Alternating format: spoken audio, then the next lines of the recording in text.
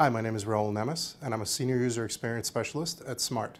This is the third video in the Smart Ink Video Toolkit.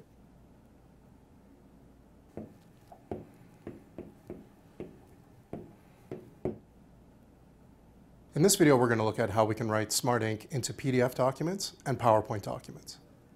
So the first thing we'll look at is the icons that you need to be aware of with Smart Ink.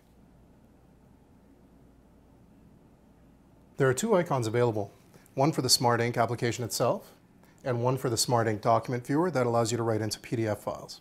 The Smart Ink document viewer has a little document stamp on it, and that's how you'll know that your PDF files will open in the Smart Ink document viewer.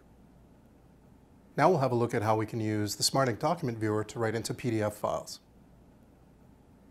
You'll know that a PDF file opens in the Smart Ink document viewer if you see this icon. So we'll just open this file. And it comes up in the document viewer. By default, the Smart Ink toolbar is displayed and it's gray, indicating that the Smart Ink overlay is turned off.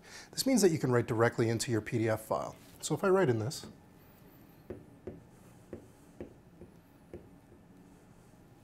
you'll see that the digital ink goes into the file.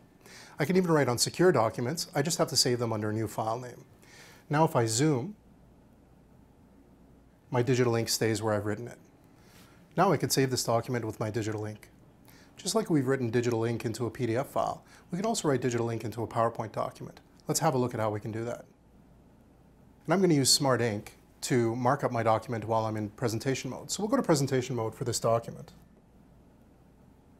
The Smart Ink presentation toolbar appears when you're presenting a document. It has new buttons added to it, so you can navigate your slides. So we can go to the next slide and previous slides, or I can go to a specific slide.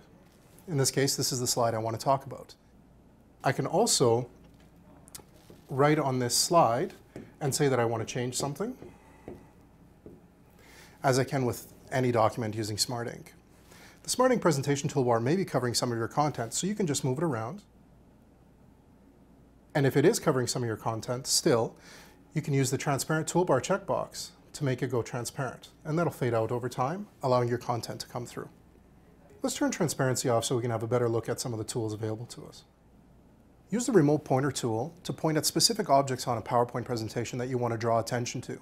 This is specifically useful if someone is watching the presentation remotely over Smart Bridget. So to use the pointer tool, simply tap it, and you'll get a message telling you to touch anywhere to set the pointer. So I'll just touch the slide somewhere, and that'll point to where I've touched.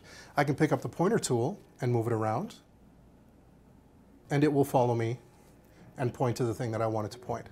I can also move it without changing its orientation by grabbing the tail of the pointer. I'll just dismiss this pointer. So now that I've finished my presentation, I can choose to keep this digital ink as part of the presentation or capture it to another document using the Capture tool. Capture tool is available in the Smart Ink toolbar menu. If I were to tap the Capture tool, it would capture this slide into an application such as Smart Meeting Pro, Smart Notebook, or the Smart Ink document viewer, depending on what you've got installed. Now that I've finished my presentation, I'm just going to end the show by tapping the End Show button. Because we've added digital ink to this PowerPoint presentation, PowerPoint is asking us whether we want to keep or discard the digital ink. In this case, I'm going to keep it. Now the digital ink is a permanent part of my PowerPoint presentation, and I can save this document with that digital ink. Now you can see how your presentations will become simply extraordinary using Smart Ink and its digital inking capabilities.